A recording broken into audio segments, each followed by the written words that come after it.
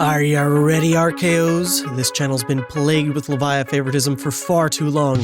There's a new evil brute in town, and to kick off our RKO content, please welcome Florian Koksch, who placed 17th at Calling Hamburg for his deck, his story, and his thoughts on the Underhanded Cheat. Alright everyone, it's Mansant joined with one of my new favorite players because this guy took Florian all the way to almost the top. 17th at Calling Hamburg is freaking amazing. So Florian, huge thank you for joining me on the channel. Yeah, thank you. I'm doing pretty fine and I'm happy to be of help to the community and have a chance to talk with you about the crew deck. Yeah, and RKO is something that I think a lot of people are hungry to learn about. So seeing your run, seeing even one of your games that we put on feature, and then digging into this Decktech, I think will do a lot for maybe ripples along the ProQuest season. People who want to learn this deck, want to see why it's good, learn from even some of the changes they're going to suggest and some of the matchups that we're going to look at. But before we get to that, I want to learn a little bit more about you, because you can't have been an RKO player forever. The hero's like brand new. So what is your history with Fab, and like what hero did you come from? Well, I started playing Fab actively when Uprising came out. I was playing with like one friend only. We were like two people only in the store who played the game at that time. And we started it and we fell in love with the game at that point. We visited the Nationals that year without being qualified, but we wanted to be part of it, and we liked the competitiveness, the real great community we have, and every Fab player is like so warm, and it felt so good to use the time to play this game. I played Magic the Gathering competitively for let's say 20 years. I started with like 13 or something. I'm currently 35. And over the time, I lost the interest, and the charm of the game was like going away for me. And that was when Fab came. And since Uprising, since Uprising, I was buying a case every set or more and playing with my friends like every tournament. I'm visiting every German Nationals. I visit basically every big tournament that could be visited in Europe when we have callings, for example. I try to visit them, and so that's how I got here. Wow, awesome. Well, what hero was it that kind of like compelled you to go on this Fab journey? Did you stick to one? Have you always bounced around? Do you follow like whatever's fresh? I know that when the game started, I was playing Ultim. And when it started for me, obviously, but it was like a really different play style. And though I know in the beginning too, but he was like, oh yeah, you only have Blood Rush Bellow and nothing else you can do, right? So he was like missing his weaponry, I would say, to perform on the level I wanted to. So a lot of the time I was like, I was playing Ultim, and then came Lexi, and I was like a really big Lexi enjoyer for the whole deck and everything. And after Lexi got LL'd, I had to switch obviously, but then came the OG Kayo. So that was one of my decks I gathered some points with. And afterwards, I was just staying with Kayo because I'm like committed to something. I try to master it, and only if you get the experience and try to master something, you can get really good. Because in the current state of the game, I would say experience is so important in the game, because you can get the percentage your hero is missing. You can probably get it through experience if you're like really knowledgeable about it.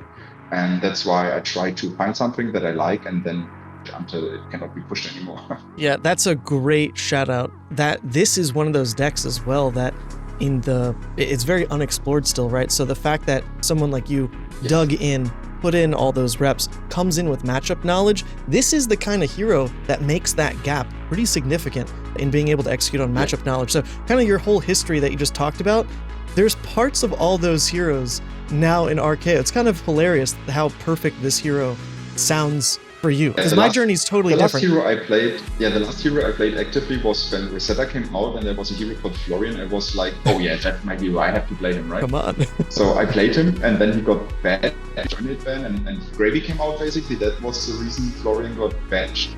I switched over to Puffin in Munich. At the battle, I played Puffin, one win away from top 8 too.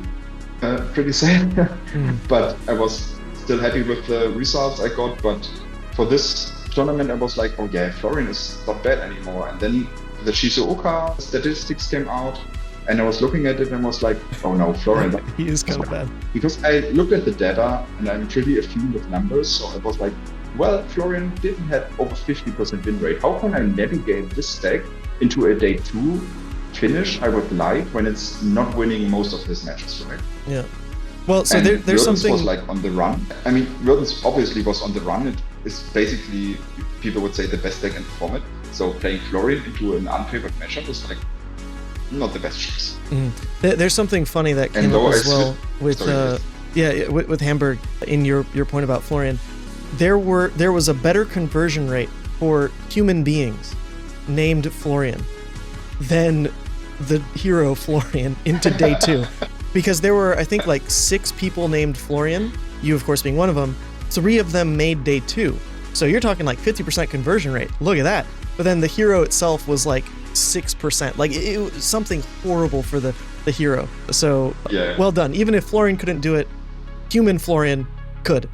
Which is funny. To be fair, until Friday, the day before the main event in Hamburg, I was on Florian to bring, and on Friday, like 6 o'clock or maybe a little earlier, I decided no, I'm playing RKO. Wow, last I just second. bought every card I needed at the stores and played the deck. But now that the prologue is over with, there is a deck that I want to show off. You said you kind of built this last minute, which is surprising to me because, man, you pulled off a 17th place, a 10-3 record with this, seemingly from like last minute deck building. So I want you to kind of dive into the list for us a little bit and give us how you came to the strategy that it does play into and landed on, like the 80 we're looking at. So I have to say, obviously, I didn't build it from scratch, right? We have a great community. We have great people, a lot of content creators there that are like really doing great stuff. And I know exactly that I watched the card guys playing like RKO, and there came a primer out from them, and I was intrigued about it. Though I looked at the deck, but there were some things I wanted to change, some things I would more, some just like a personal touch or a personal feeling that would make it more mine or suit my playstyle, to be fair, right? Mm-hmm. What got me to the deck was I really like the playstyle and the value you generate. People compared it to Club Reiner, for example. Like you play the whole value game, or maybe even a better Florian, because Florian is like doing a number of things, but this deck is doing it maybe better. I don't want to say this deck is better than anything. It's just it does things a little bit differently, but I would say. Yeah, and a lot of that comes from. It's this reviled core, right? Just so we can call out some card names from people. Yes. It's the mocking blows combined with hero abilities. It's the big bully, which, I wish this card came in like a cooler treatment. The card itself, the thing is, it's so well designed if you play the deck, right? Because if you play a mocking blow, it's like even if it's a red or anything, you get a bigger, and then you have a bigger and a blue for the next time to activate your hero ability. Most of the people thought, you have to pay 4 to activate KO, but basically you just pitch one card because you have a tunic or a vigor. And one of the really, really great strengths of the deck is that it can, like no other, convert tunic into value, into life value, right? Because sometimes you have a vigor blocked with your whole hand. And then, I take tunic, have 2 resources, attack with claw, right? So tunic was like basically 3 resources right there, because otherwise you couldn't have attacked with. Or like I said, now if you have anything you want to activate and have a blue pitch, it's fine. If you have a vigor and a tunic, you can play Show of Strength, you can play Swing Big, right? You can play CC. To have the possibilities to be so flexible with your resources and your game plan, it's just what got me catched on the deck. Absolutely, and flexibility is kind of injected straight into the hero, right? With his marquee, his hallmark card, this outside interference, which is one of those cards that can only scale up in power. This idea of like pulling reviled cards from your sideboard. We only have one set of it, right? Yes, it's one of a kind because it's the first card that lets you take cards from outside the game into your hand. Yeah. Obviously, it doesn't have a block, but there were times, and not more often than not, I would discard it to get a 3 block from my sideboard and just block them, right? Well, yeah, it's flexibility, right? Because you can just grab Bully Tactics, for example, and then block with Bully, right? Because this card doesn't block. And another great thing is, because it's a discard ability from opponents, it activates your claw. Of course. Oh yeah. There's so many, what you're talking about with Tunic and Vigors that float and all that.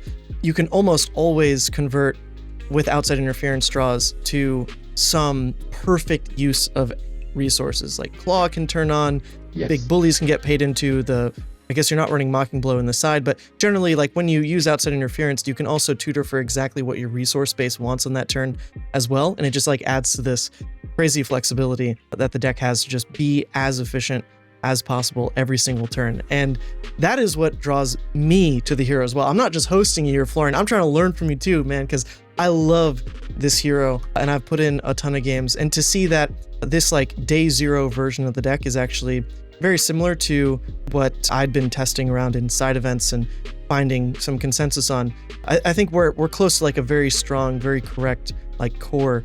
I think it's easier if we start with the fridge he has, right? Oh, sure. Because it's a brute. He has like a tunic, right? And he has obviously the claw. There's no better tool we can use as a weapon. And then there's like basically Apex just to block, maybe get a Decklist sometime. The boots, if you need to roll the dice, right? It's a 3 block. Obviously the best headpiece in the game where you can just intimidate. So that's basically, I would say, the best in slot gear you currently have, right? And in the Ask, obviously you have in the sideboard the AB2 headpiece and the AB1 gloves. So that we can get AB2 from one piece is working so well for us because we don't need to switch anything else, right?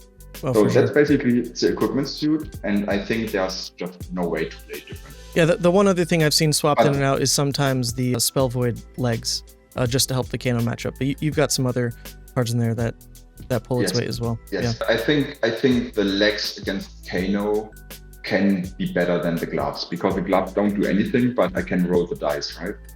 So I'd rather have the gloves AB instead of the boots. Okay, so we're starting like the dissection of the deck. It's an amazing fridge. You talk about value, you talk about this mini game of him wanting to keep life high. Obviously a lot of that comes from just having access to amazing equipment. Yes, and if you talk about the fridge, one thing that's really important is normally you play the game trying to preserve your fridge, like for really difficult moments or like hands you really want. But this deck is totally different in that style, right? Because you use your equipment basically, well, as early as you can to stay ahead on life, right? Because if I just have a life lead of like 1 or 2 life, for example, and I have a really good hand I can convert, I rather give 6 equipment blocks than card 2 cards from hand, right? Because overall of the time, if I can stay ahead in life, the deck gets more value out of their cards, so it's worth far more to stay ahead in life than keeping the fridge. Obviously, you have different matchups where you have to make different decisions. Sometimes the headpiece will not be used early on, or sometimes you especially use it early on because you get a card from hand from opponent and can tackle rolling with the life. So that's like a different playstyle from the other brutes and everything you played before, where you just take your equipment for like maybe a Conqueror or something to block it out, or CCs and everything. Here it's more like you need the fridge to stay ahead and have more leeway with your turns later on. So basically you cash it in early to get the tempo and the leeway later on to block differently. Because the deck is not bad at blocking, right? You play 9 D-Rate in the deck. So obviously we have value, but sometimes it's not enough to block 4, right? It's just not enough to totally stump a turn, keep a life high, and then attack for 12, for example. So that's why when we're talking about 12 damage, we have to talk about Big Bully, right? It's one of the key cards in the deck. It's a one-off in the deck, and that's only because we play so that we can discard outside interference to get a Bully. Bully has a great perf of 2/8 if you're life ahead, right? It's great. But the thing is, if you pitch the blue and have 1 floating, and you have another blue available, it goes to 12 because there are 2 replacement abilities, 1 on Bully and 1 on your KO, and you can stack them however you want.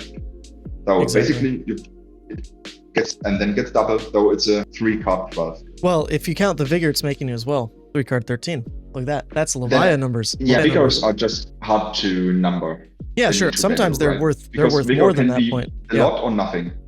Yeah. I'd like to think when you're playing the deck super fluidly, they're worth almost always something, and especially if you can craft your hand on the block. But then, like what you're saying, and a lot are playing 2 main deck, 1 in sideboard, but I have to say I rather have 2 in the sideboard, because if you discard outside interference, you most of the time want to grab something with power in the turn. And having only 1 bully in the sideboard is, I don't know, because the blue can be a blue anyways. You don't have to convert it into a bully, for example. Another play, right? You can discard the blue to get a go again on the claw. If you have, for example, another blue and a vigor, you can just discard outside interference, attack with claw into bully, which would be an 11 damage play. Obviously, it's not a 12 damage play, but for a 12 damage play, you would have needed another blue. So basically, it's easier to convert into 11 than into 12, and that's why I rather have 2 in the side. Okay, I can get behind that. I think the way that I've played the deck is generally like 1 Mocking Blow, 1 Big Bully, like 1 offensive behavior as like the 3 that I'm pulling out. It's not as toolboxy because you are going to fetch every single one at these different points in the game that you see outside interference. But grabbing the blue for flexibility of the claw has definitely been my go-to. It's interesting to hear you talk about it. The 11 versus 12 point on Claw and Big Bully. I like that. Oh, I think you've sold me. Yeah, the thing is, in my new version, I play 1 revived blue 3 block in my sideboard as well. Though there are situations where you want to discard the outside interference, but still want to have a blue to use, right? So basically, you can discard outside interference, grab the blue from the sideboard, attack with the blue for the claw, and then have 1 floating for another swing big, the bully main deck or anything. And that's only possible if you have another blue in the sideboard, and it's a 3 block too. So I'm playing, but we come to that later, which blue it is and why I picked that. But for this version, it was basically grab a bully when you can, or maybe something different, right? But let's just go with the reds we have in the deck for now, because outside interference, like such a card we can talk like hours about. Oh, for sure. So on the high level, we've talked a lot about value in this deck, about needing to keep life high. A lot of that comes from the D-reacts here. Also, sometimes filler cards, but they're quite good in this list. Sigil of Solace, and then 3 copies of Fiddler's Green in this version in particular.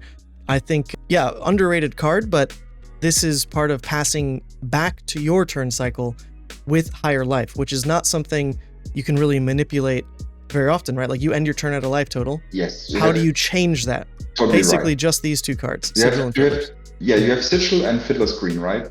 So obviously Fiddler's Green has this downside because sometimes it's really hard to convert if you're playing like Burdens or anything. So it may be hard to convert there.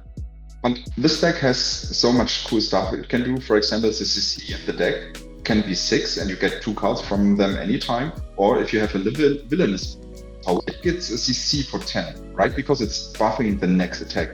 So you get a vigor and a CC for 10, and you only pitch the blue if you have a tunic or a vigor. So that's happening a lot of the time. Just here's CC is for 10. And like you said, the Fiddler's Green is basically the same like our D-reacts, right? Because you try to have the best conversion of value on your cards, right? The Fiddler's Green is for value, so obviously it's like a card.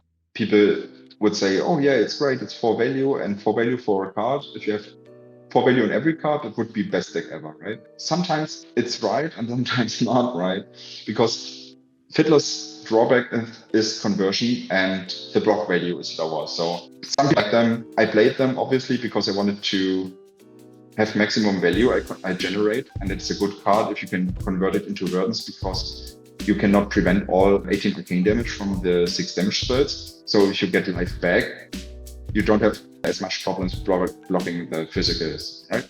Because you have a lot more D-reacts for the physical attacks, and only the arcane is like unpreventable damage, and with this you can negate them. Yeah, I would also say you're talking about if every card can be worth 4. There are situations though where Fiddler's is worth more than that 4. That's why it's really being forced into a lot of these lists. It's not just the baseline 4. It's really the life difference can absolutely if the opponent is playing really defensively and you need to get higher on life, it's a great card, right? Because the opponent attacks you just times for its 3 attack, a 3 value attack. I give Fiddlers plus Boots, for example, just to gain life from the exchange, right?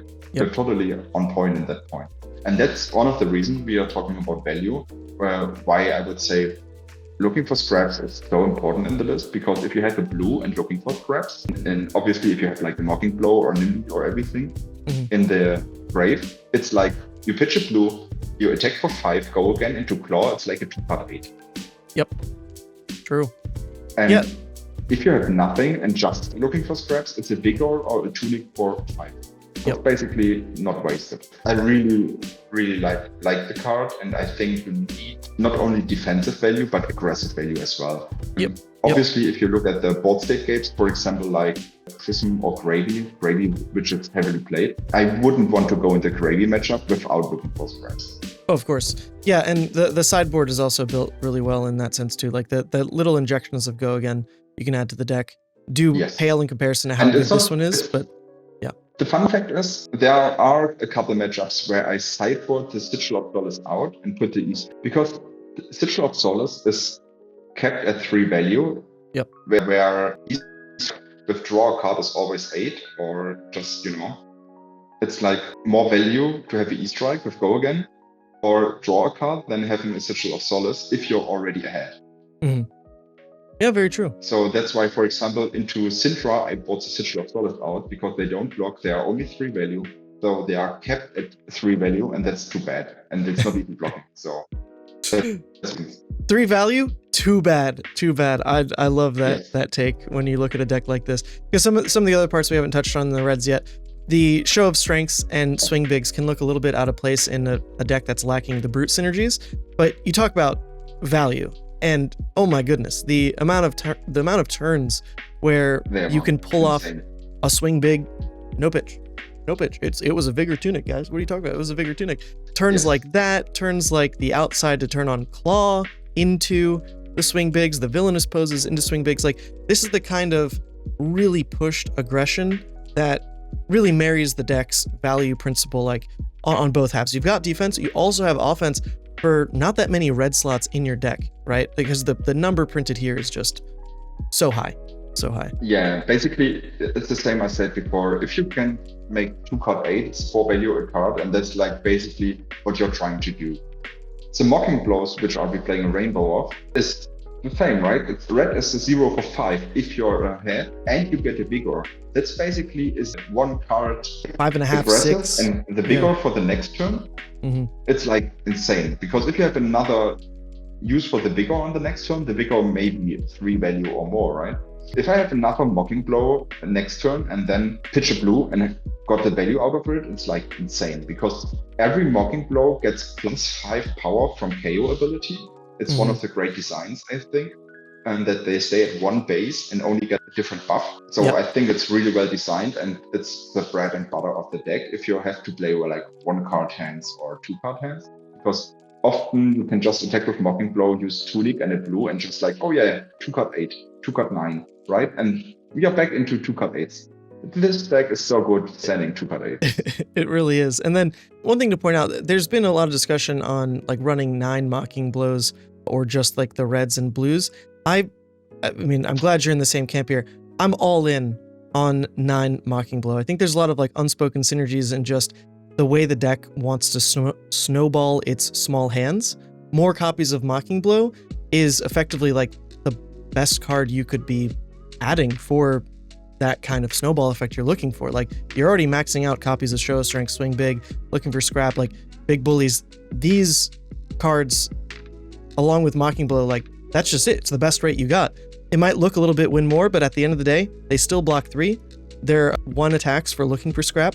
And the rate, even on like the yellows and blues, is really good offensively. So would you ever trim it, or are you happy with 9? Some people are playing one sideboard to grab with outside, but for now I would split it. But you're still always on 9, you think, or would you ever trim the yellows completely? I think they are just so great. They are just insanely good. Even if they are yellow or blues, you can just pitch them, right? Go to second cycle.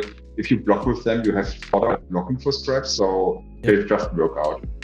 I fully agree. Okay, so beautiful. I love the reds you're running here. I was so high on this type of card. I was even running Prime to Fight for a while. I think it was a little bit crazy, but I love the reds. Then we look at the blues, and the blues absolutely look just like a pile.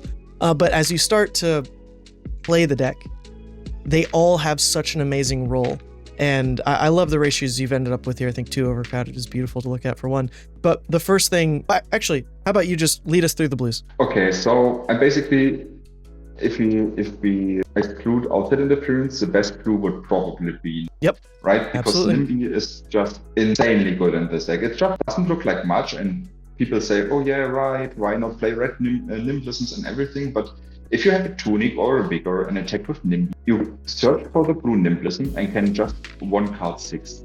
And that's insane good value. That's why we played 2 yellow and 2 blue Nimblisms, because if you have to block with one, or if one gets banished, you don't want to lose a value there. So you have to play 2. Just like that, your Nimbies can always value. Nah, bro, I just play 1. I'm never blocking with a Nimblism. You can't make me. You're crazy. You can't make me. No, the Nimby card is like 1 card 6, right?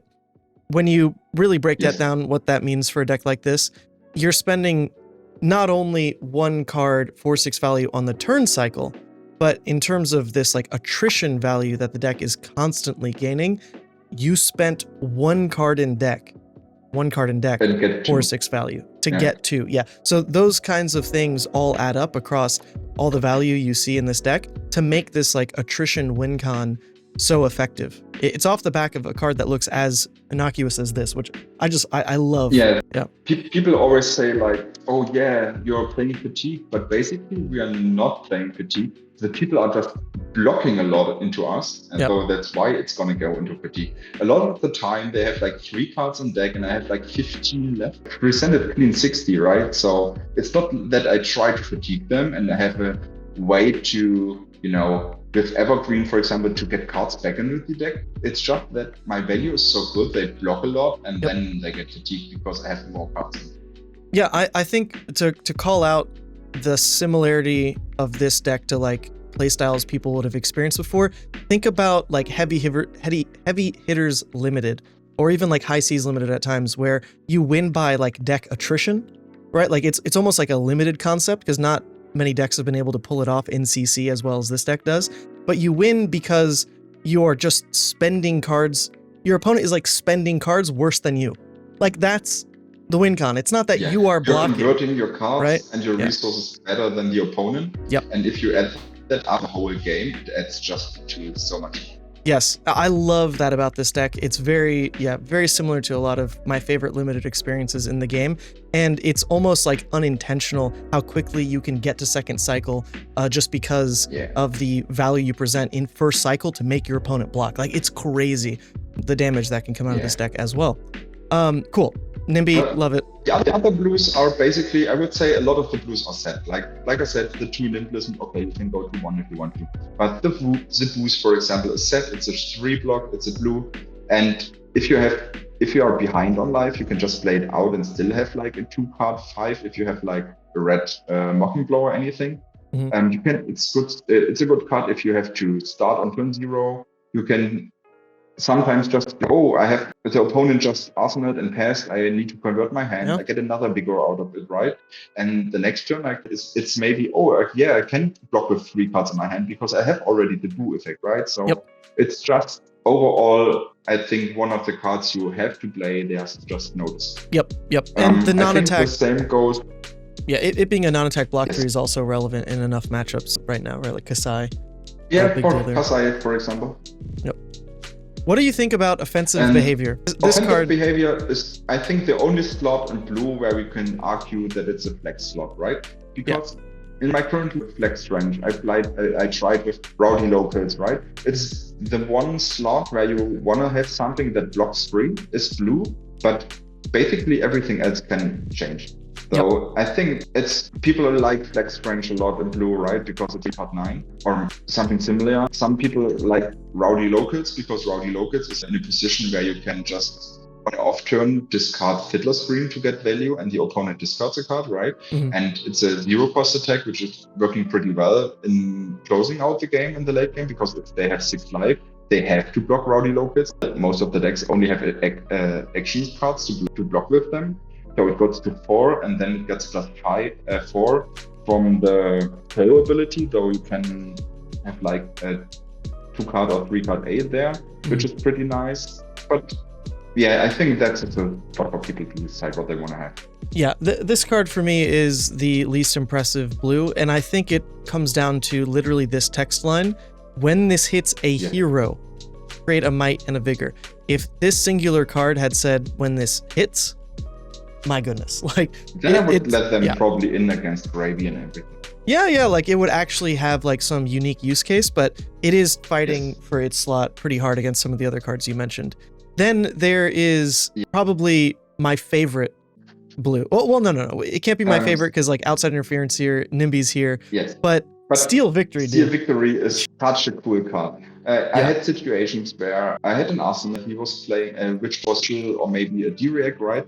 And he was like, oh yeah, Codex of Freighty. I attack with my anything, for example, CC. I block with Steel Victory, steal the Ponder, play my Sigil of Flawless from the Arsenal, and was negating the whole damage from CC, and I stole the Ponder. It was feeling crazy. Yeah, dude.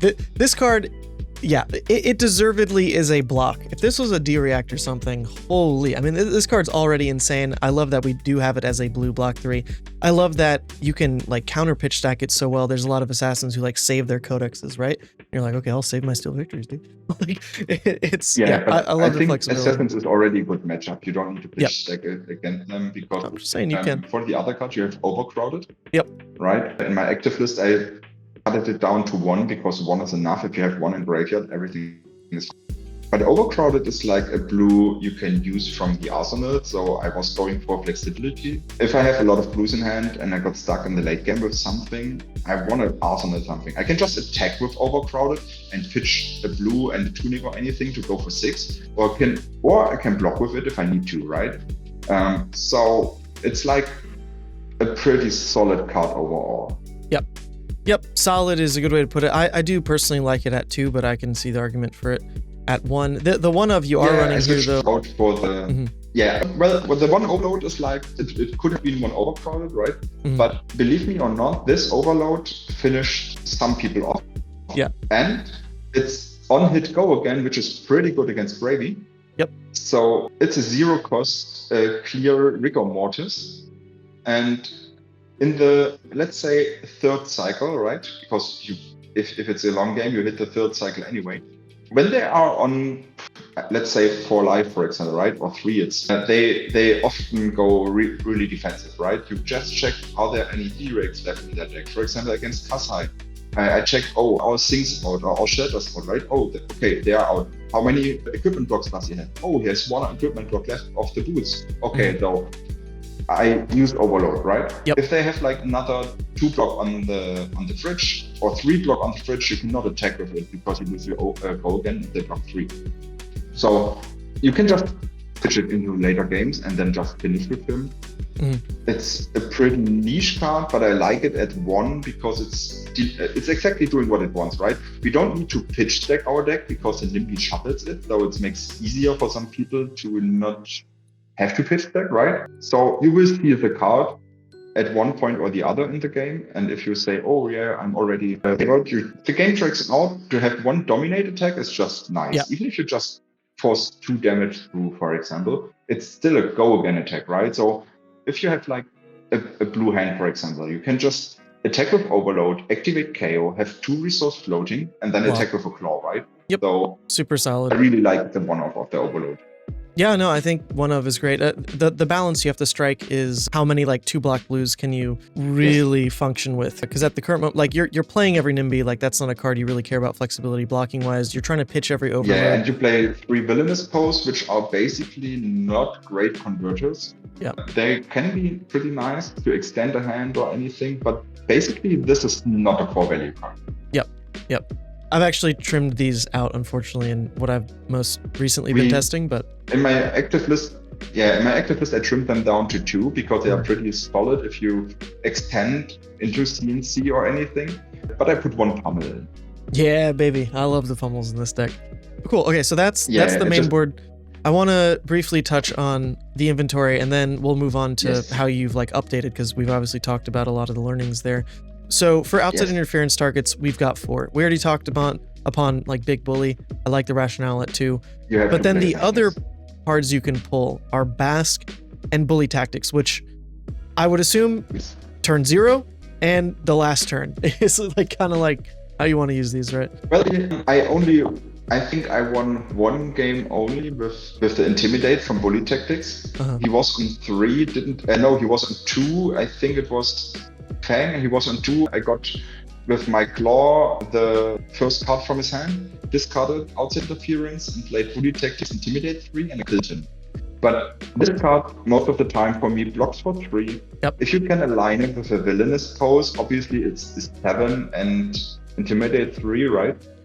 But otherwise, the card is seldom used, I would say, because if you win clean and don't need to intimidate something. Where the best in your own is a pretty solid 1-card 4, right? You can discard Outside Interference, attack for 4. Yep. Outside Interference, if you have like only 1 left in the hand because you blocked with the rest, you can just attack for 4, right? It's like a pretty good conversion. And if you, for example, pitch the blue, attack with a Claw, have 1 floating, right? You discard a Bask, and if you are behind a life or even, or maybe just want to set up something, you can discard outside, grab this, use Tunic, and attack with this and gain 2 mites, which is a pretty good conversion actually for a blue. If you cannot use Bully, or if already 2 bullies are used, right, in your sideboard. Yeah, I like the idea that it says pay up to, right? So you can always convert the spare resources on what is already a like 1-card 4. So when you talk about like how much value can Vigor always get with this deck, this is like one of the ways to like ensure it's doing something. Not the greatest, but you know, a good insurance. Yes. It's just, I think there's no reason not to play the card. So do you, when I'm deck building with this hero, what I often look at is, well, I've only got 3 outside. I want to use all 3 for like primo cards. You're obviously running 4. You've already talked about Bully being like the optional one. How deep would you ever go with like sideboarding here for like that 3rd outside? Because 2 of them always have to be a big Bully. Were you hurting for more options? Like you're saying add a blue, or is this like a decent balance? Well, the thing is, with this deck, you cannot stay in your cage and on thinking, right? That outside always has to get Bully, always have to. You do what's right in the situation, right? It's so situational with what you do. You cannot say, oh yeah, it's always better to Bully, it's always better to this, right? Because sometimes, if you have, for example, 2 outside interferences in your hand, you could obviously use them to get a Bully. Sometimes there is like one game where I set up instead of playing it because it was more value to attack with something different to convert the hand. So basically, you have to see and decide at that point in the game, is it good enough to get a Bully here? Because just getting a Bully to set up him without being on a life lead is just a bad choice. Of course. So it's always better to get the value out, because a 0 for 4 attack that gets you to the league's better than a Bully in Arsenal, right? It can be. I just like, I want to at least attempt to play 3 big Bully every game with this deck, or I'm just not living the life I want to live. I love big Bully, dude. Like, come on, man. If I like, it's a great card. I love it as well. Yeah, it's my own mini game. Like, I want to attack for 12 3 times with this card every game, dude. Every game. It's not going to happen, but like I want that to be possible. Yeah. Yeah, like I said, sometimes it's a better conversion to attack with 11 with the Claw. Yeah. But, no, I like that shout out. I'm going to do that more often, honestly. Yeah, and outside interference, a lot of the time, even gets pitched to the bottom and not activated, because staying focused on activation of the card is like not always the best choice or value you can do, right? It's always because a blue first. I don't want to activate the card to block with it and lose a value later in the game. I rather pitch it in the second cycle and block with a different card to use it in the cycle, because when I'm alive ahead, I can always use Big Bully no matter which point in the game we are, right? So it's not lost value there if I just pitch it into second or third cycle. Yeah, no, yeah, great point there. I really have to try the claw line more often. The value's so close and the resources are so less. Okay, so then in Light and Strike, you talked about this over Sigil. I have not tried that sideboard angle, but I really like the idea that 1 card 3 is enough. So far better. Against Syndra, it's so much better to have a block card that's basically dealing more damage, because it's just a race. Against Syndra, it's normally a race. You have, in the best case scenario, you can prevent the on hit for the card draw, and that's everything you do. Like, it's basically you take 2 hits, block the card. If you have a shelter, you prevent the damage, right? And then that's basically what you do. The rest has to go like, oh yeah, damage to the wall, right? because it's a race at the end of the game, and to be totally defensive against Syndra is not working. No, of course not. Of course not. Cool. Well, there's also flexibility here, right? It's great into Gravy Bones. It gives you flexibility into like Verdance and Florian, some of the grindier matchups. Keep saving reds. Is that something you go? I love E-Strike for that reason alone, to be honest. But well, I had situations against Verdance where I was playing E-Strikes and bottoming the Fiddler screen because they didn't attack me. So it's a way to convert your hand with reds to the bottom, right? Because you attack with even if you just, for example, have like 3 reds and blue in a hand, you attack with E-Strikes, bottom something red, and then pitch into claw, right? It's always feeling good. And that's 8 value. Obviously, you could go with E-Strike for 7 and keep a card in hand. But I find myself often trying to cycle through my deck to find all the 4 value cards, like a D-React and anything, rather than keeping a card in hand that's maybe only 3 rated, right? Yep. No, absolutely. And there's plays that come out with E-Strikes Go Again where, same deal, you floated a Vigor last turn, you have a Tunic now. This is another 2-card 8. Go Again into like claw type lines come up for me a lot. I do really like this card. I'm high on it these days. Shout out Card Guys, because I was not running this until I saw their build, and now of course you. Okay, so then we've also got a spicier Go Again, Give and Take. What's up? Yeah, I was changing some things in the sideboard, and I was like not really sure what to put in, and I wanted to have something where I knew where the value lies, right? So I was, okay, it's a 1 for 3 Go Again, which is good against Gravy. It worked phenomenal in the match against them because it's just clearing, right? Everything with 2 life and less, you clear safely, which is pretty clean. But the another idea is most people at like maybe 5 or 6 life, right? And when I attack with Give and Take at that point, they have to block it because I could pump it to 6. So if they block it, I can put another big bully or anything, right? For your bully lover, you can play 4. You can just put them on the top and go next turn for 12, right? So it's just like forcing value out. But most of the time, it's just you put them into fatigue matchups. It's just another card that's doing what it's written on it, right? 1 for 3 Go Again to extend your hand. It's like a 2-card 6 if you have a claw afterwards. Yeah, not amazing to play it out that way. I love the idea though. Yeah, that's why you get a big bully I'm back. not Like sold on the, Jesus. Yeah, like the value on that though is insane when you talk about attrition. So I kind of get it on that front.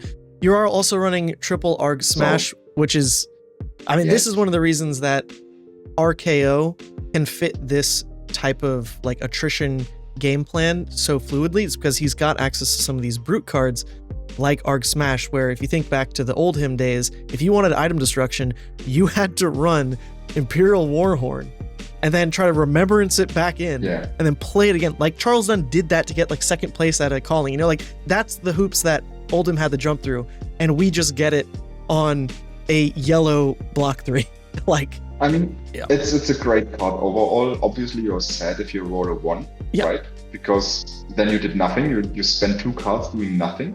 And people are arguing and thinking, if you roll, for example, a 2 or 3, you get to destroy 1 item. If I destroy 1 gold, for example, from a Kasai, is it worth to use these cards to destroy a gold, right?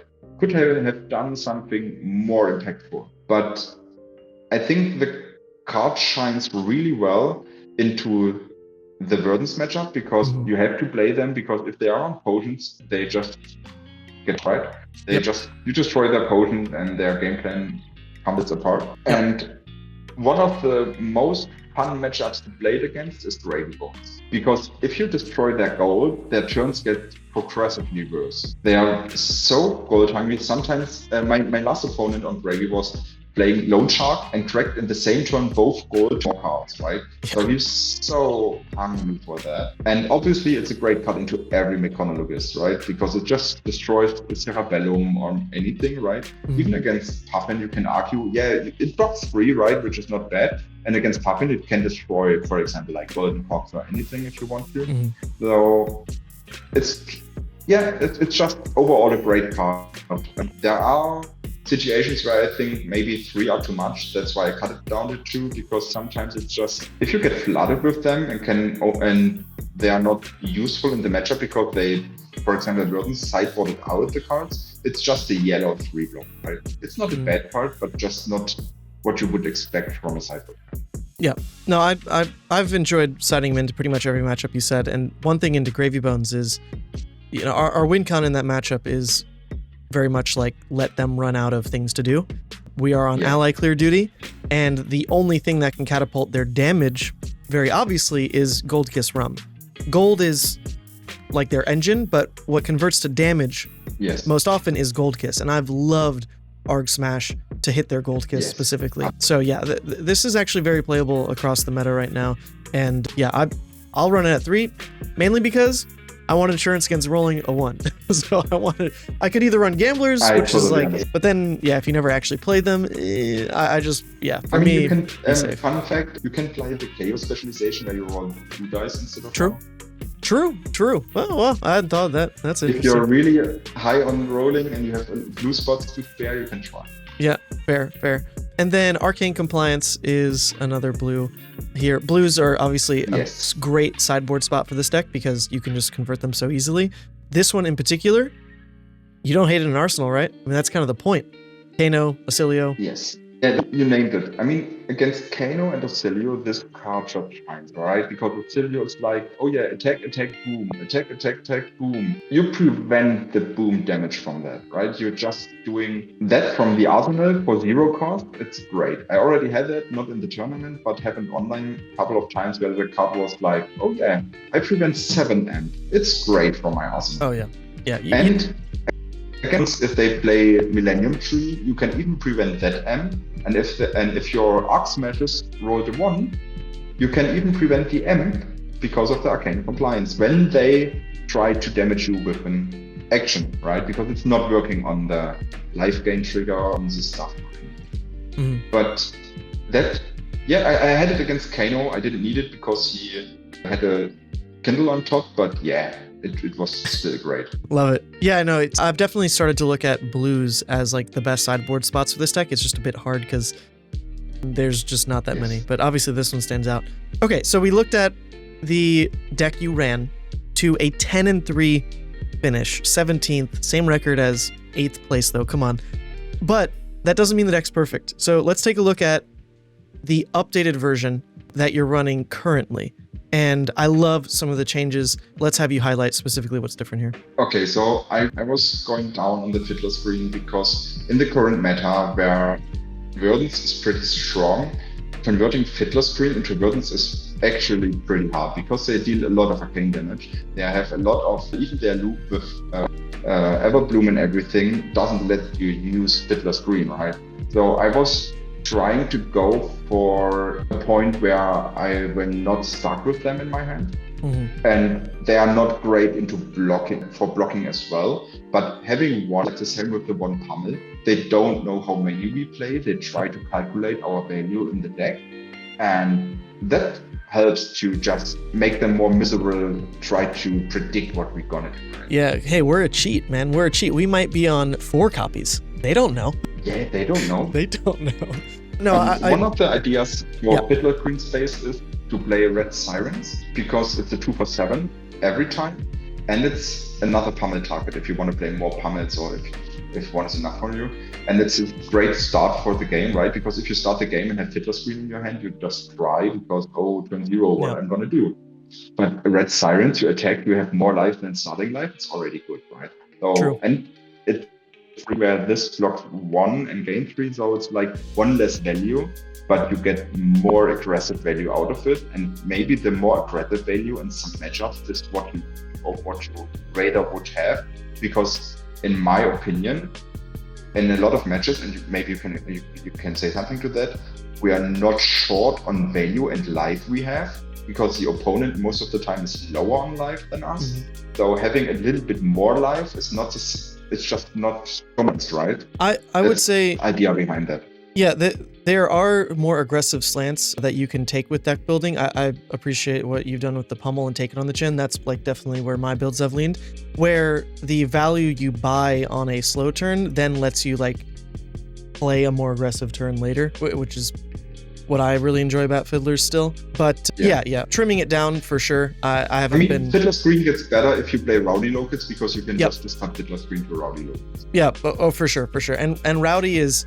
I love Rowdy, but in a way, the deck feels tight on slots. Like, there's probably a build that is most correct, and that is mostly 1-ofs and 2-ofs at the end of the day. Because you love this flexibility, you see so much of your deck, you know what cards always have this high value, so they're in the deck. And then these cards that have more... The crazy train of thought I'm having in the last couple of days is to cut the Sigil of Color for E-Strike main deck. It's, I know, crazy, but... It's a little crazy. Like I said, Sigil of Solace is kept at 3 value. Yep. So if you're ahead on life, Sigil of Solace is the worst card you have in your deck, basically. Yeah. Because it's a red 3 value kept card. Yeah. There's something there in like what this slot could go to if you're really targeting the metagame. We're gonna look at this in a second. It's great if you have to convert your hand and you need to lose the last card in hand, right? It's great. But except for that, it's like sometimes that would be a bit 7 more value, right? Yeah. Something like these line of thoughts. And I agree with you. Part, it's like a headshot that it's just difficult to value the card. If you think about like how to build to the more targeted meta, Sigil is just not as good as some of these other slots can be. It can be weird into Florian because of Reaping Blade. Into Verdance, if you're like really on fatigue, then like Oasis is better. Into Syndra, you're already siding them out. So I kind of like where your head's going and siding them out, because better you try it and then let me know. I haven't gone that deep yet. I will try. Because for now I have them into the deck because Verdance is still so hard pain heavy that we need to gain life. Yep. So against Verdance, at least they are pretty good, right? But like I said, I cut one down. In this pose, I cut one down because sometimes you get stuck with them. They block 2. Obviously, a lot of the time you have Sink below and Fade, you just put in them, right? Because you just need them for second cycle. It's not a problem. And it's a power card in the second cycle that lets you extend blue hands or anything, breaking things. But if you have to block with it, it always feels bad. Absolutely. And that's where my other approach with Take It on the Chin comes in, where I'm currently trying to. They are actually good into the Syndra matchups because, like I said, you take 2 hits, block the third, they flick to cover it, you take it on the chin and use 2 cards to prevent the card draw for the turn. And next turn you can, with your 3 cards remaining, maybe go for big into show stretch, right? Yeah. No, I haven't thought about it for the flick interaction, but you're absolutely right. Like on one chain link, you deny mask. Huh, cool. I'm trying. If I deny it on one chain link, they cannot do it in the rest of the turn if I deny it. So. Oh, for sure. Because they only have 5 cards. I've been trying 3, but I do think 2 is correct on this one. For sure. I think 3 is too much. Yeah. A lot of the time, you have them in a defensive hand where they're not doing much, right? Because even sometimes I'm thinking about cutting D-reacts a little bit down to be more aggressive because working is so difficult. If they just say, oh yeah, Arsenal go, and you have 3 D-reacts in hands, can get really ugly to convert them into value. I agree. That's for later decisions to make. No, the deck will evolve, right? And even like week by week, it's changing quite a bit. But now the blue base... One of the greatest additions... one of the greatest additions is the 1 Rotting remaining.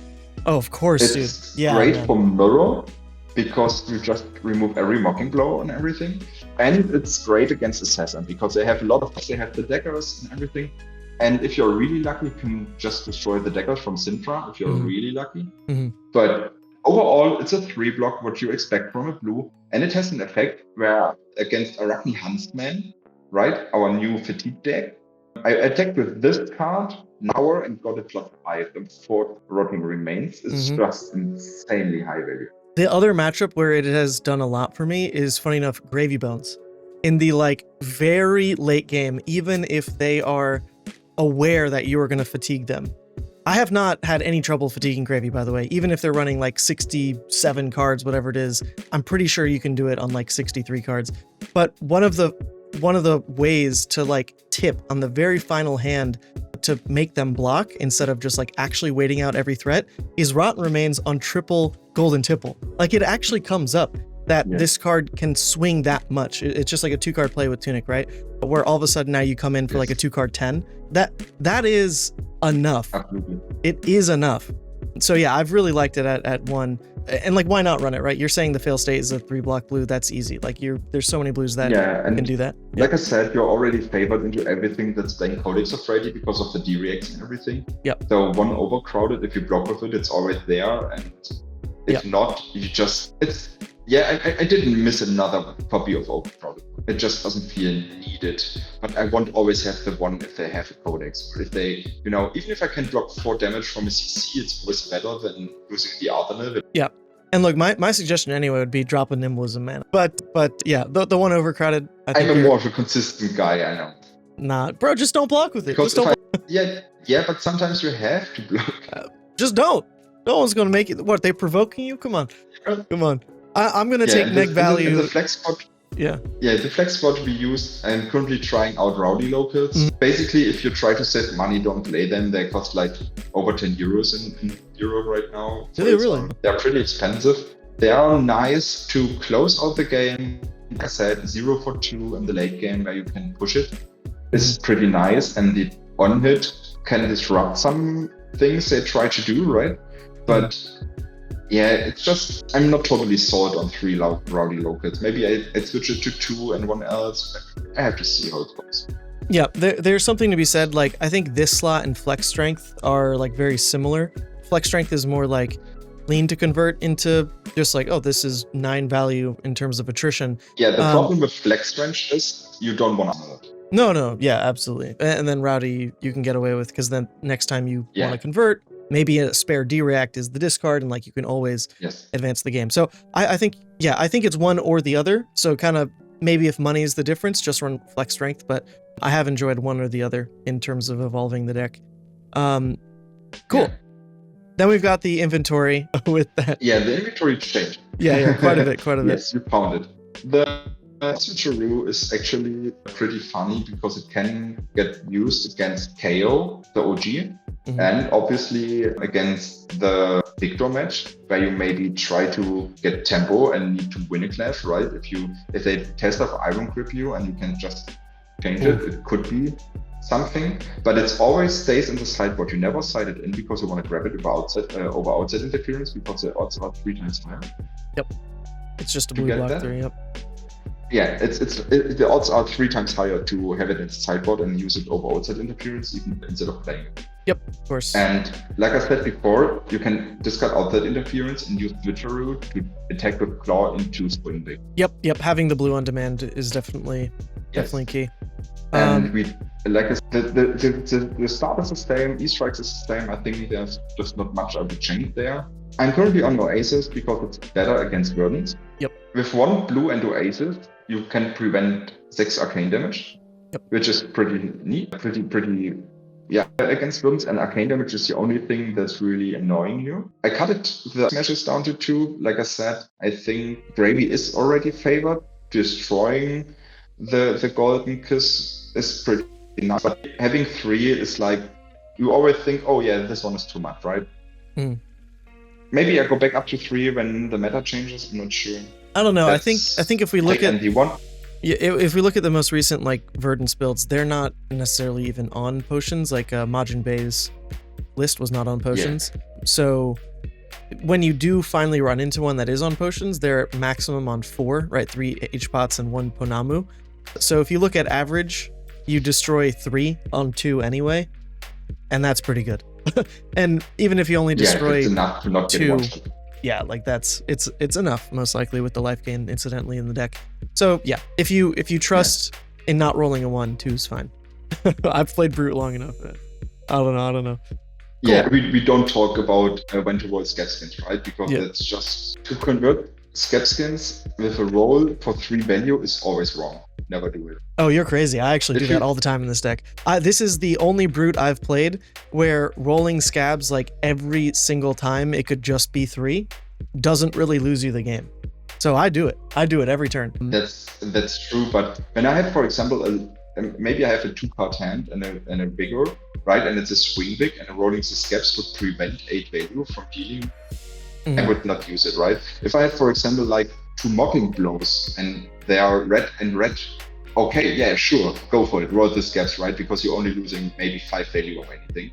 I can argue with that, but losing 8 value in a turn is just too much for me. My heart will break. Yeah, I would say if there is any differentiator, I try not to go for like the blocks that make me roll scabs if a vigor is involved, but I will if there's a tunic involved.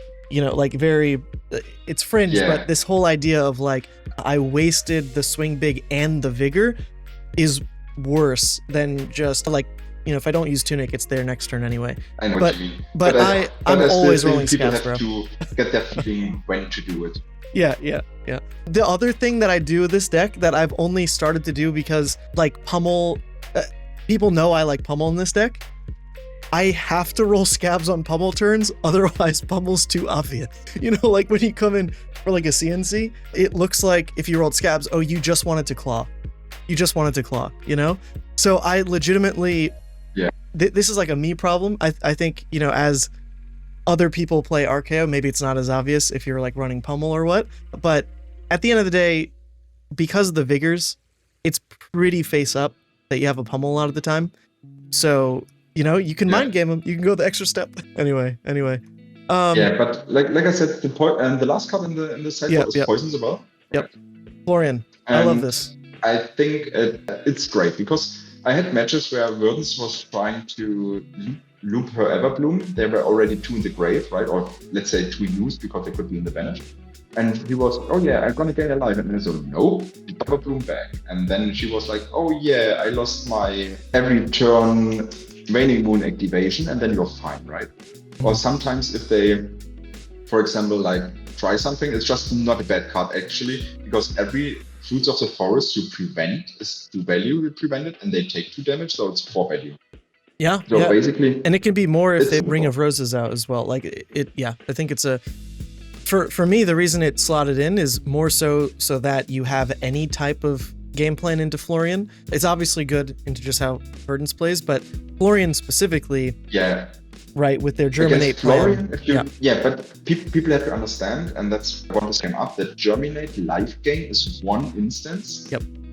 Where the rune shape making multiple different instances. So if they pay 9, or let's say for X8 into Germinate, and you play Poison Derail, sometimes they are just dead. Yeah, I think and I'd love to life gain from that. It's either they die or the life gain alone is a massive swing, and you know we're talking like ultra late game, which the matchup definitely goes to. The way that's 10 life difference, right? Because if you pay 8 into Germinate, they would gain 5 life, and though they lose 5 life, though you make 10 value on a 0 cost instant. Yeah. Oh come on, dude, that's crazy, and it comes in Judge Cold Foil for the bling reasons. So you know it's in my deck. No, I think I don't have the money for that. the evolution but it's too expensive. Do we have the Cold Foil strikes? Do those exist in Cold Foil? There's no way. Yes, Judge. Wait, there's Cold Foil Easter eggs? Bro, there's no way. I think they should be, right? Am I wrong? Alright, I may have to edit this out. No, come on, what are you talking about? There's no Cold Foil Easter egg. No Cold Foil Easter egg. Man, you got me scared there. I was about to have to shell out big money. Whew, Lord, okay. Yeah. So anyway, the evolution of this sideboard I think is so smart. There's a lot of consensus, I think, that the sideboard will start to look the same across like a lot of even different like core builds. There's some slots that this deck can make very good use of going forward into the metagame and also adapt, right? Like this is a deck that natively will use its sideboard differently if it wants to because of outside interference and its ability to run like generic so well that other brutes can't. So I think the sideboard very adaptable. It looks great right now. People are trying to play the Reviation that's not sure how it's called, the totem I think or something. It has 7 power and 3 block, and some people say you can use it against prison, but I'm just not sold on the card in the sideboard. Tear down the idols. Yeah, that one. Tear on the idols. Yeah, that one is a bit more of an on-demand block 3 that can trigger Apex. Is I think like mainly why it's made it in. But for me, and I think even like when you're building out your sideboard, at a certain point, like you get taxed for all the slots that you just don't even use every game, and if it's really one in every like 5 games, was that even worth it? Like for me, I just can't run bully tactics. I tried it and I just never used it because you just win games anyway. So like that's my point. And most of the time I'm just blocking with it. yeah. So for me, things like that I would trim even. But I really love how the deck is shaped out, and we're pretty close on Decklist. I think I'll do like a paper Decklist or Decktech or something after Battle Hardened Houston next week. But there's one thing that I do want to pick your brain on as well, and that is the matchup table for RKO. Because once you've played the deck and dug in, there's almost like a second tier to actuating like the win rate he's supposed to have. Because you can just play the deck and not really understand him, and this entire matchup spread will look so different. But then you know the deck, you understand your win con, and it will probably look closer to this. So I don't want to like pretend that your average person picks up RKO and can pull off a win rate spread quite like this. But we went over this, and I think this is actually like pretty true to how the deck is supposed to play, regardless of your opponent like playing at their best even. This is just how the deck lands. So let's talk through a couple of like the meta relevant heroes in each tier here, starting with Gravy. Yeah, so I think Gravy is just a favorite match. I don't think the representation from the 60 is like in order, right? Though people just have to understand it's like a favorite match, right? And how much favored it is. So I would say Gravy is pretty favored. Some people say, oh, I have problems clearing the 3 Humperdings, for example, but every Humperding they play costs them life. And if you're not wasting your go against and your big attacks, you just swing big, right? And even if they have fearless confrontation, it's just dead. Yeah. So you have to keep that in mind. If you see there are like 1 Humperding is fine if you see it. If you see there are 2, you have to save your 8 attacks for the Humperding, right? And you should have enough life lead to just maybe take a hit or maybe just semi-block one. So yeah. Dash.io is, I would say, pretty favored for us because we have like arcs with a ton of D-Reacts and ton of armor. Every D-React you have is pretty good against Dash. Yep, you can fatigue either through the basis of the D-Reacts, the armor, the flesh bag specifically as well. It's great. Yeah, I've had no trouble with that matchup. Yeah, Prism is one of the matchups I played the least against, but I would say it's actually pretty fine because we have a lot of 8 power and we can make every blue a 6. So I say it's not bad, and if you have enough go again, it shouldn't be a problem to clear. Yeah, I've played against Prism quite a bit, and your point there on the making things a 6, the trick, like the knowledge check in that matchup is to just try to always hold Tunic, because like that's how you effectively can do it, and then like still punch the Prism back, because you do need to kill them. And also remember, into these matchups, you start higher anyway, and so if you ever do like actually play the game into Dash.io, you probably don't. You already have the booze triggering. Into Prism, you do kill them, and it's amazing because they're at 32, you know? Ward be damned. Okay, so we also saw your game against Vincent on stream, if you want to talk about that a little bit. I have to say sorry for the people who saw the match because I think I should have blocked in the last match with the Tunic, but I was not perfectly tracking my life. I was like 1 life too low. It still worked out, and I could have played it more cleanly to prevent more damage from them, but I wanted to close out the game before the time finishes. Yep. And that's why I took the risk on maybe aggressive route, which is still fine, I think. But to be perfectly clear, you can just fatigue them easily.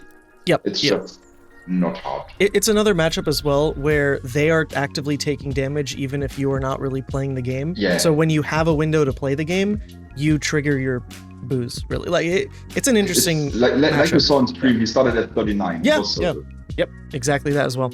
Okay, we can kind of skip the rest here and just hit some of the high notes. Verdance, this one, I think it depends on the build to really feel super comfortable, but there are some builds of Verdance that you should just absolutely never lose to the point where it's like, you know, damn near 100%. But because there's variability in like how they're going for these like late game loops, you know, you just can't be 100%, and sometimes your hands don't convert well, like you were saying with Fiddlers.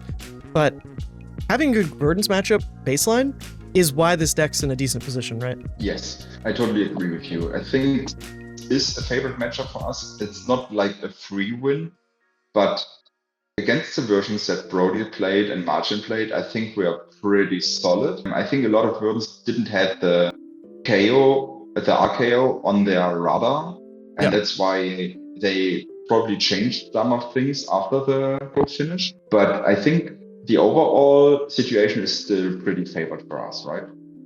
Yep, I would agree, especially since we have more agency in changing our sideboard to be better into them as well. Yeah. Like more Oasis can do the trick if you really want. And then we've got Kasai, and this one, I you got to preach to the choir a little bit, because the purple Discord is dooming about the Kasai matchup, but I haven't hated it. It's actually a pretty fun game to play, and then you were convinced, no, it's a good one. So what's up? Actually, I had 2 rounds Kasai in my tournament run, and I won both rounds. It's the same style where I was like 20 plus life. They were sub 10. It was always the same, like, oh yeah, they got 2 Centauri Sellswords, and then I decide, do I clear them directly, or do I have enough go again in my deck to just wait the 1 turn or 2 turns to get the go again to clear them easier? But most of the time, Kasai has a problem in the late game to get go again to the weapons. So if you just play cleanly, know when to block and everything, like every Kasai match should basically look the same, that you're like over 20, they are like sub 10, and you have like more cards left in the deck than them. Then you have to decide, do I clear the Sellswords, do I finish them, or can put more pressure on them? But I think if you play it safe, if you just value the game and know what you do, it's like, I would say, a favorite match. Yep. They actually spend so many cards as well. Like their pitch stack of blues is... Their conversion rate is pretty bad compared to the card value, right? Yep. Agree. And the matchups we've talked through so far, I know fatigue is what we've been saying, but I do want to reiterate, this deck wins a lot through like this attrition fatigue. It's not necessarily you take 0 game actions, but you're taking the game actions that like get you to that win con. So you attack when it's relevant, you defend when it's relevant. Yeah, we talked about that before. When I attack for 8 and I get 3 cards from the hand, or I have a blue that attacks for 6 and gets 2 cards, I make plus on my deck count. So it's not like I'm playing a fatigue deck, I'm just attacking with a value they have to block with, and though they have less cards in the deck, right? And that's happened a lot of the time. When the people get fatigued, it's not because I'm trying to reuse cards or play 3 Remembrance, right? It's just our value forces them to block more, and that's how they get fatigued. Yep, when you play your very high value offense cards and block with your very high value defensive cards, then you're naturally like attritioning out most decks in the metagame. Is how I would say that the deck generally plays. So then we look at other KO. And funny enough, I just don't have enough games to feel comfortable one way or another. And I think you need a lot of sample games into KO to know, because the variance with this hero is crazy. Like sometimes you just can't come back. Sometimes their deck does nothing. So how do you think this matchup lands? I had 2 KOs in my tournament run. I won both. Okay. I think it always had to go second, obviously, because our deck always wants to go second. Maybe against Marlin, you want to go first, and everything else is like for second. Yep. It's the same style, right? You have to check, okay, is this a good run from his hand? Do I need to block more? You have to know when to use your flashback, and your D react. Yes, but you cannot expect to outlast them without attacking. I think this is a game against the KO which will not go into fatigue. No. It will never be fatigue because it's just too aggressive, and you have to... They don't want to block a lot, right? So you can just have a CCs with force of their hand or a bridge. You have swing bigs, 2-card 8s, and just try to outvalue. And obviously cheats are cards that are pretty good. So if you have the chance to not block them, don't do it. Or if you have to, always try to think that every card you block with them is 1 less value. Yep. I would say my issue with this matchup has been that their armor, if they use it effectively, is exactly your armor, if not better, because they get like the 2 block out of Sash. So to get that first like offensive wave into them that you can then keep up by like maintaining good blocks, good attacks, blah, blah, blah, can be hard if they know what's up. That's been the issue. Yeah. So if they're smart with their armor, that's where it gets scary, to be honest. Yeah, for Fang, I would say it's actually pretty fun. I had one Fang and he was starting, and he make 30, attack with my dagger, and I was okay, give me your 30, see a victory. Yeah. And the next turn, it's the same. He's attacking. Oh yeah, here make a felty attack with my second deck, and I say, okay, give me the second felty as well. And then I was attacking with draconic wing big and draconic CNCs, and I think it can get really annoying for them. I wouldn't say it's a 50% matchup. I think it's, if you have experience, you have a lot of UX, right? You have a lot of value you generate from your cards, a lot of aggressive value you can put.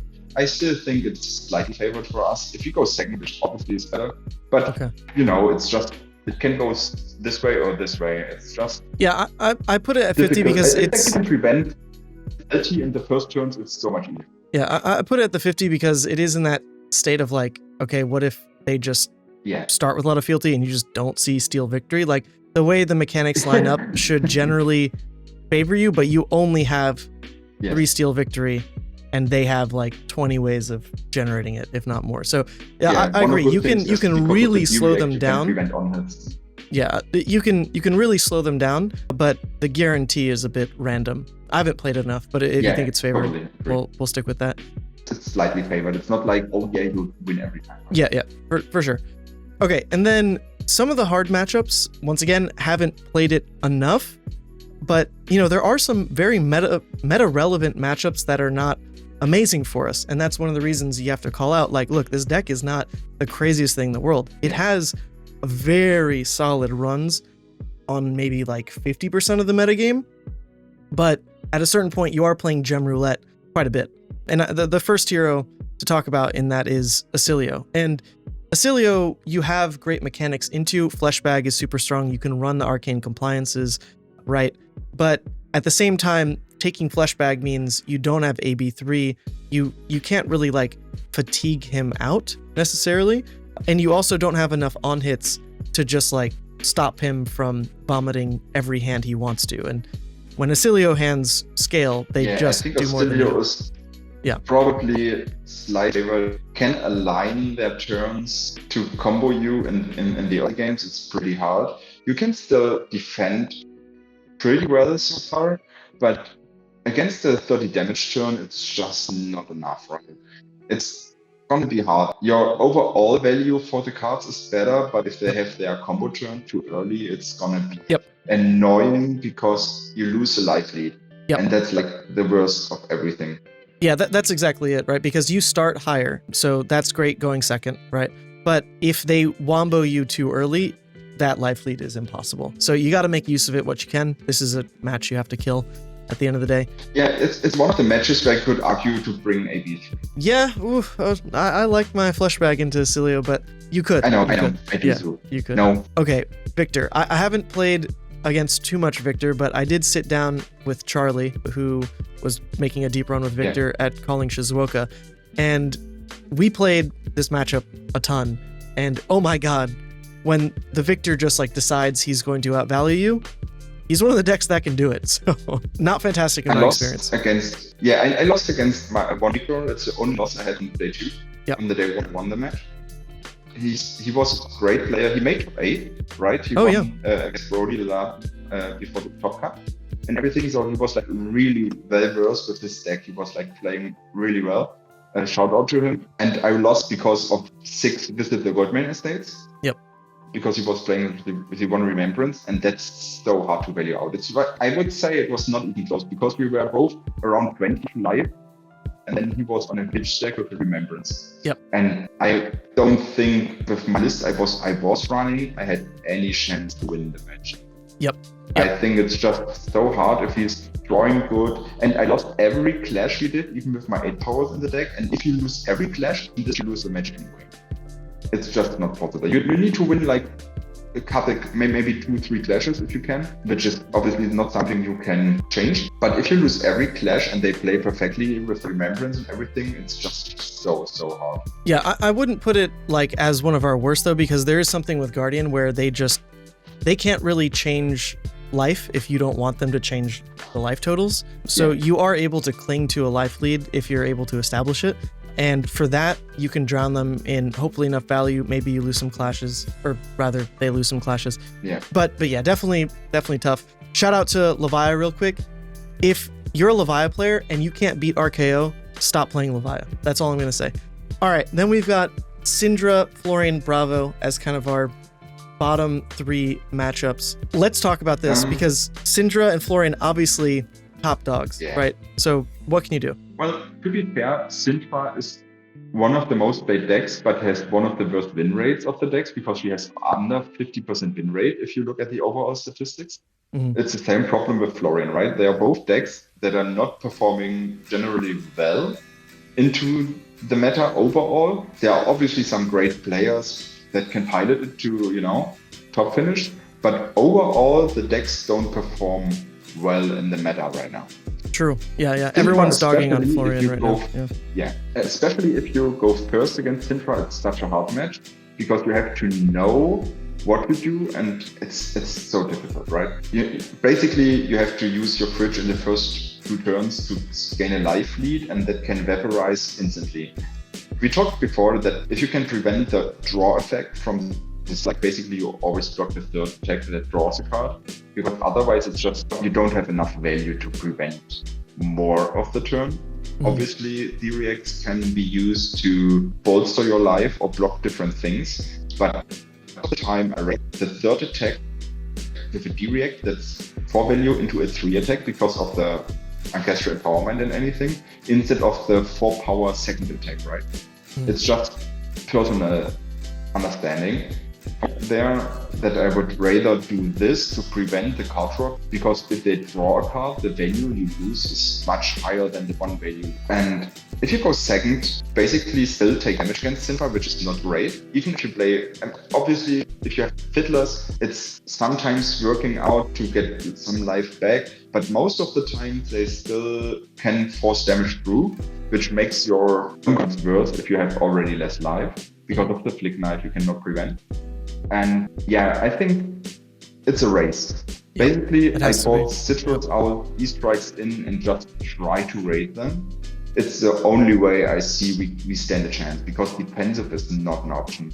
I'm even sometimes thinking about putting the Fateful Scenes out for more aggressive cards I could put in, but yeah, there is a difference in the build. We only have so much sideboard space. Well, in the build I'm running right now, I am on Strongest Survive over Fate for Scenes, and I do think that makes quite a difference.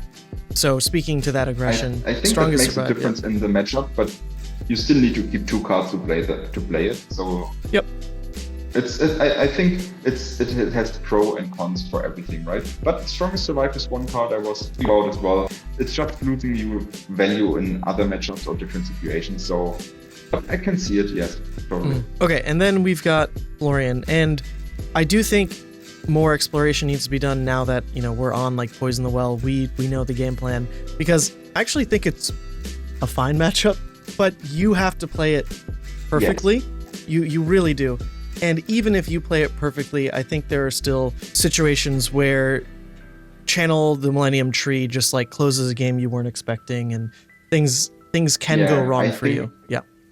I totally agree with you. It's not as bad as people would think, but it's one hell of a grindy match, and you need 1 ton of experience into him, because you need to know what you're doing at every point in the game, because Florian is so consistent in what he's doing against you. Like, even if you just block 3 cards and pitches into his blue 5 value, right? You have to pitch a blue, block 3, and then you have to do things with 2 cards in hand, and it goes back and forth all the time. It's difficult. The Fiddler's green loses value if you don't stay, under him, and the same with Digital Obsolete. So sometimes, if you would like to block more, you don't block more, because otherwise you could not have played your Sigil from hand and lost value of that way. It's really weird, and it's really, really grindy. Always 3rd, 4th, 5th cycle, I would say, where they recycle Germinate with Everbloom and everything. So if you can prevent that, even 1 Everbloom is not enough in the late game, because 1 Germinate is not enough in the late game, because they may do 10 rune chains and attack with the weapon later on, and you're like, oh yeah, I pitched my 3 blues and block 3. So you negated 1 Germinate, right? But the thing is, Germinate gives them life, so you cannot watch when they got the life back. That's where Poison the Well comes in, because if you can negate 10 life value, it's just huge for you to even pressure them again, right? Yep. So Maybe in the future we play 2 Poison the Well. I could see it. Always depending how the meta goes. Yeah, because, like you said, these decks, their win rates are failing, but I mean, Cinder's at least making the top 8s. Florian is like on the way out, and he might not even last ProQuest season, to be fair. So to see that fall would be great, and then we can maybe game plan a little bit more for this. Yeah, I do want a special. I think. Yeah. Yes. No, go ahead. Oh, I do want a special shout out Bravo, because the reason you see Bravo at all is because they're on just like a fat fatigue pile with Remembrance and Staunch, and are basically playing for an actual fatigue game plan. And if they are full on that game plan, like, they are just better than you at doing it. There's not much you can do on that matchup. I don't think it's super meta relevant, but Bravo's here because if you see him, he's on this like game plan fatigue. He's very good at saving cards in deck on defense. Remembrance to bring back these like 1-card 11s in like terms of deck attrition. Like that stuff is just insane. And at the end of the day, they're a Guardian. They can decide to just not take damage if they don't want, and you don't really break damage ceilings very well. You trade very well. And so yeah, it's a tough one, but like, who cares? It's Bravo. There's like 2 people who play him. Anyway. Yeah. Okay. Well, this is pretty decent look at where the deck shakes up.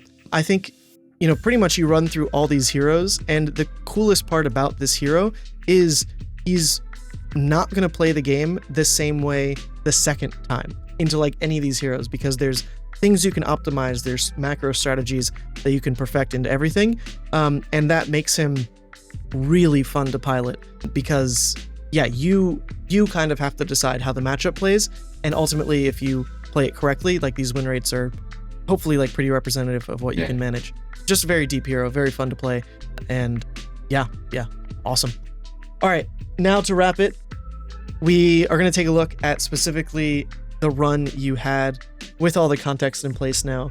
You got 17th basically on tiebreakers, because you could have been 8th with different tiebreakers. A 10-3 record is freaking crazy. So walk us through your run here. The first match I lost against, which was a pretty heavy arcane list. It was unexpected, and it was a really close game, but still lost on 5 life against her. Then came the Victor match, was pretty solid. He didn't have a lot of experience. I just probably steamrolled him, and he tried to do things maybe with a list that was not as refined. Then came the KO OG. I just outvalued him.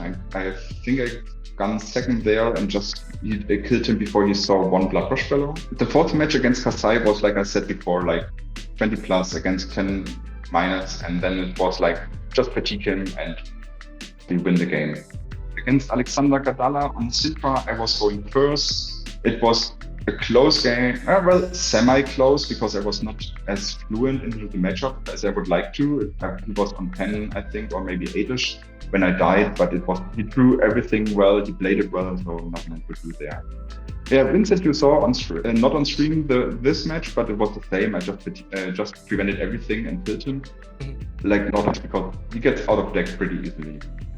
Then came the Kasai, which was actually the same as before, just same game plan, just stay true to your ideas, result, block well, know what to do, and everything was going pretty good. And she didn't have experience into RKO, obviously, like a lot of them, so that was a plus point for us. On the Fang match, like I said, it was like, oh yeah, 2, give me your healthy, and he was like a little bit stranded. I just piloted to outvalue him, and he was fatigued as well. At one point, he maybe had 6 cards left, but I killed him before. It was a pretty solid win, I would say. The Kayo was our 10-minute match. I was pretty happy that I could go to the toilet early. He was like, oh yeah, take 10, take 14, take 8. Okay, now I have to combo. Yeah, he hit a Kindle and I won. I said, okay, put the Kindle on the bottom. Let's see how it would have gone if you didn't have the Kindle, right? But it wouldn't have mattered. I had in my the Arcane Compliance setup after the second hand. And even if he had a Floodgate there, it just wouldn't have done much. And then came this 3 match. Obviously, everyone saw how I clutched the victory there. And then came my only loss on the day 2 against Krill, who made top 8. Great player. He played it really well. And I think it was really hard to win there for us. And then against I just destroyed everything he put on the board. I fatigued him. he discarded his riches for a gold because he couldn't discard anything else anymore, and it was just plain value fatigue style like you would expect. Nothing major happened there. Against one thing I have to say in the Grady matchup, as I saw he pitched multiple fearless confrontations, I was always making sure, for example, that I send a CC onto the rigor mortis or everything, just making sure it dies 100% of the time. Yep. Don't take chances, just kill it outright, because what's dead can never come back, right? Yep. Or regret. Yep. So just throw play it clean and don't risk it. Yeah, swing big the chums, nimby the scubas, right? Like you have a lot of ways to go over. Yeah. Agree. I threw CNCs on rigors, on jawbones, on everything, right? And just better safe than sorry, right? Yeah. And the last match was like the final showdown, who the best KO is in the format, and obviously Kayo won. And I think it was a pretty solid match. I was ahead because I drew the source and he was like playing really well. But I was ahead, I was going second, I was ahead on live and just could leverage that. And he found himself in a position where he was like, oh yeah, I think I have to take a risk here, rolled the dice on the scab skins and rolled a 1. And that's basically everything. Beautiful. So yeah. I think if he doesn't roll and just goes with 1 action point, I still win the game, because I was pretty ahead there with life and everything. And he had 2 Blood Rush fellows in 1 turn. He saw all 3, but he had in 1 turn both. And that's not maximum value you want to see in the deck. No. And I had a pretty solid flashback block against him, so that was like an IP2. Pretty happy there, and I think overall I was pretty happy with how it was. Yeah. Well, so ultimately, because you beat the KO, you were the highest placing brute in a 600-ish person event, and it was on RKO. Like honestly, Ooh. legendary. So, like I said, I would have loved to show him off on the top 8, but I know. People I was visiting Hamburg with were pretty happy that I made not top 8 because they wanted to go home, right? 5 hours home, so they were sad and happy at the same time. Oh, well, you'll be our feature match next time, because I'm sure you're destined for top 8s going forward. Thank you so much for the time. I think, you know what? I think we'll just keep this as a long video because it's a masterclass almost. And if you want to catch up on understanding this hero, then you got to watch the whole video, folks, because I learned a lot too. So shout out to Florian. I've got this deck built in paper, not quite max rarity yet. I'm waiting on so many, dude, these freaking like gem pack versions on the cards, man. Hard to get. But yeah, man, I love RKO. Thank you for your knowledge. Thank you for the time. Yeah, thank you for the time.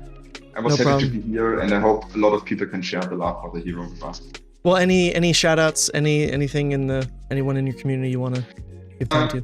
Shout out to my community overall. They're really great. If you need anything, they just, lend you the cards, and I was really happy, and I'm really happy with them, and that we are growing as a community.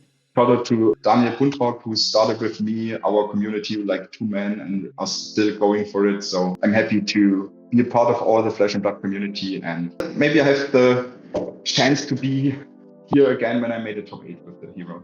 Beautiful. Well, if you do, I'll be behind the camera cheering your name, my friend.